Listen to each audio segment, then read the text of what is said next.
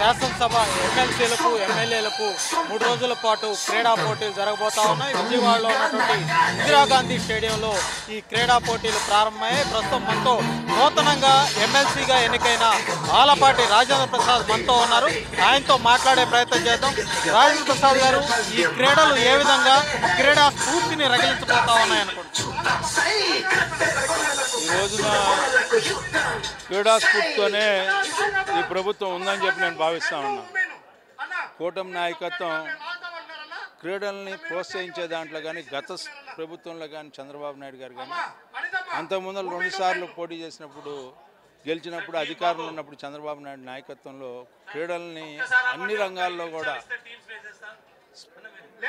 స్ఫూర్తిని కలగజేసే విధంగా ఆయన ప్రోత్సహించినటువంటి పరిస్థితులు మనకు అందరికీ గుర్తే ఉన్నాయి. ఈ రోజున ఈ యొక్క ఎవరైతే శాసన మండలి సభ్యులు ఉన్నారో శాసనసభ్యులు ఉన్నారో వీళ్ళందరినీ కూడా క్రీడా స్ఫూర్తిని ఉండాలని చెప్పే భావం మనం ఆలోచన చేస్తే గత ప్రభుత్వం ఆట ఆడదామని చెప్పి లేకపోతే ఆడదాము ఆట అని చెప్పి పూర్తిగా అక్కడ అవినీతి చేయడానికి ప్రయత్నించారు తప్పితే అక్కడ కూడా పక్షపాతం, అక్కడ కూడా వర్గతత్వం, అక్కడ కూడా కులతత్వం, మతత్వాలు రెచ్చగొట్టి కొట్టుకునేలాగా క్రీడాకారులు కొట్టుకునేలాగా చేసినటువంటి ఘనత మీదైతే ఈ రోజున ఎవ్వరు వచ్చి పాల్గొన్నా కూడా వాళ్ళందరూ కూడా క్రీడా స్పోర్ట్స్మెన్ స్పిరిట్ అనేది ఉండాలి. అలాంటి ఈ రోజున చంద్రబాబు నాయుడు గారిని చూసినా లేకపోతే పవన్ కళ్యాణ్ గారిని చూసినా పురంధేశ్వరి గారిని చూసినా కూడా స్టేట్మెన్షిప్ అండ్ స్పోర్ట్స్మెన్షిప్ రెండూ కూడినటువంటి ప్రభుత్వం ఏదైనా ఉంది అంటే ఈ కూటమి నాయకత్వంలో ఉన్న ప్రభుత్వం అని చెప్పి మనం చెప్పుకోవాలి.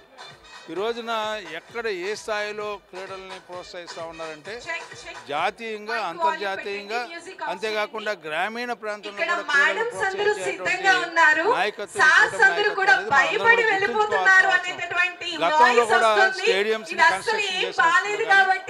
కానీ ఆ తర్వాత వీళ్ళు వచ్చిన తర్వాత క్రికెట్ అసోసియేషన్ కూడా రాజకీయం చేసి పూర్తిగా నాశనం చేసిన క్రీడా స్ఫూర్తి వాళ్ళకుంటే ఈ రోజున స్వచ్ఛందంగా క్రీడల జోలికి రాజకీయాలు వెళ్ళకూడదని చెప్పి క్రీడా స్ఫూర్తి కలిగించే విధానం ఈ రోజున ఈ పార్టీలో ఉందని చెప్పి సవినయంగా మనవి చేస్తూ ఇలాంటి కూటమి నాయకత్వంలో క్రీడల్ని ప్రోత్సహించడం కానీ స్ఫూర్తిదాయకంగా ఉండేలా కానీ sound body is sound mind అనే భావంతో ఈ రోజున క్రీడల్ని బడ్జెట్ సమావేశాలు జరుగుతున్నటువంటి తీరు ఏ విధంగా ఉందనుకుంటున్నారు? దాంతోపాటు ఈ బడ్జెట్లో కూటమి ప్రభుత్వం కేటాయింపులు ఏ విధంగా ఉన్నాయి?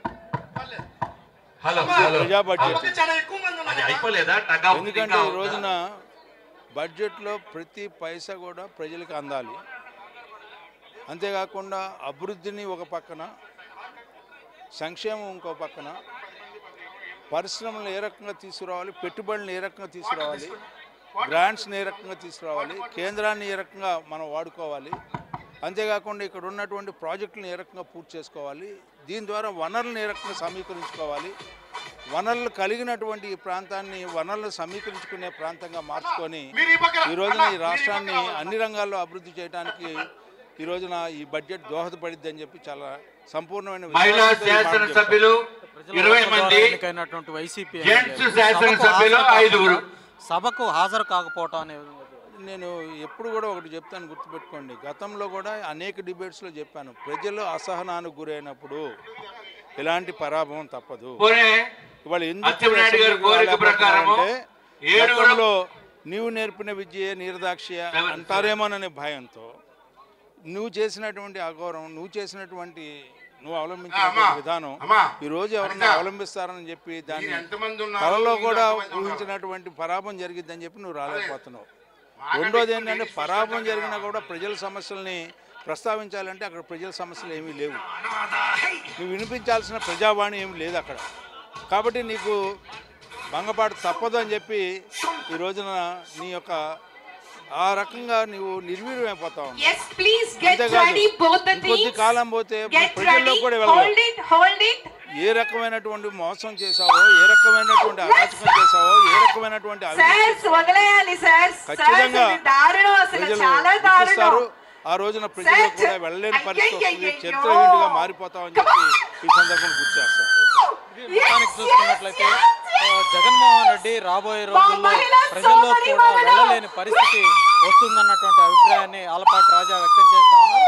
అలాగే ఇవాళ రాష్ట్ర ప్రభుత్వం క్రీడలకు పెద్దపీట వేస్తుంది. దీనికి ఇవాళ జరుగుతున్నటువంటి ఎమ్మెల్యేల ఎమ్మెల్సీల క్రీడా పోటీలే నిదర్శనమని ఆయన తన అభిప్రాయాన్ని వ్యక్తం చేస్తూ ఉన్నారు. వీడియో జర్నలిస్టు రంగాతో రామకృష్ణ, సిటీ 24x7 విజయవాడ.